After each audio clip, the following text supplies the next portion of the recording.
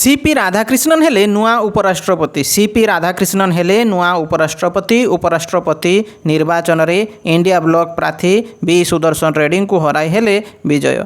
452 प्रथम पसंद भोट पाई उपराष्ट्रपति निर्वाचित हेले सीपी राधाकृष्णन। इंडिया ब्लॉक प्रार्थी बी सुदर्शन रेड्डी पाइले 300 प्रथम पसंद भोट। उपराष्ट्रपति निर्वाचन में प्राय 98.2% मतदान होइथिबा सूचना मिली। फलाफल घोषणा कले राज्यसभा महासचिव पीसी मोदी।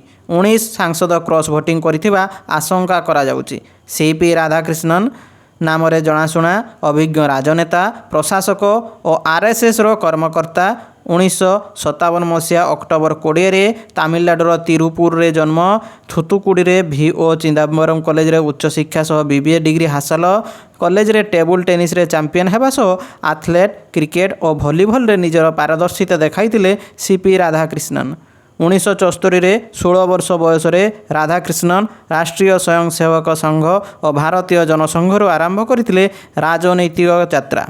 आरएसएस रे स्वयंसेवक भावे जोगदे भारतीय जनसंघ बीजेपी राज्य कार्यकारी कमिटर सदस्य होइतिले। 1977 रे जनसंघ जनता पार्टी रे मिसिबा और 1980 रे बीजेपी गठित पर राधाकृष्णन एहा सह जोड़ी होइतिले। अटल बिहारी वाजपेयी निकटतम सहयोगी थिले। स्वच्छ निर्मल भावमूर्ति पई जनसाधारण रे से कोयम्बटूर वाजपेयी भावे परिचित।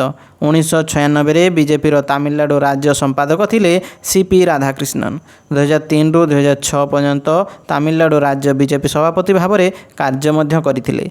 बीजेपी तमिलनाडु सभापति भावे राधाकृष्णन नदी संजोग, आतंकवाद मुकाबिला और अस्पृश्यता दूरीकरण आदि प्रसंग नहीं 93 दिनिया रथयात्रा करथिले। 1998 लोकसभा निर्वाचन में कोयम्बटूर लोकसभा आसन विजयी होते पर से 1999 रे अधिक भोट व्यवधान पुनर्निर्वाचित होई 2004 पर्यंत सांसद मध्य थिले। राधाकृष्णन तांको राजनीतिक यात्रा रे अनेक गुरुत्वपूर्ण पदपदवी रही। 2014 और 2019 रे कोयम्बटूर रु लढ़ी परास्त मध्य होइतिले। 2024 जुलाई 31 रे से महाराष्ट्र राज्यपाल भावे दायित्व ग्रहण करथिले। एहा पूर्वरु से 2023 फेब्रुआरी 18 रु 2024 जुलाई 30 पर्यंत झारखंड राज्यपाल भावे कार्य करथिले।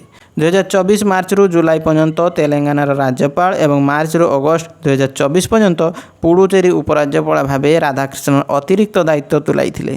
अगस्त 17 रे बीजेपी पार्लियामेंटारी बोर्ड बैठक में सीपी राधाकृष्णन को उपराष्ट्रपति प्रार्थी घोषणा कराइतिला। गत 20 तारिख में मोदी और वरिष्ठ नेता समर्थन में नॉमिनेशन करथिले। इंडिया मेंट प्रार्थी तथा सुप्रीमकोर्ट पूर्वतन विचारपति बी सुदर्शन रेड्डी सह तांकर टक्कर होइतिला।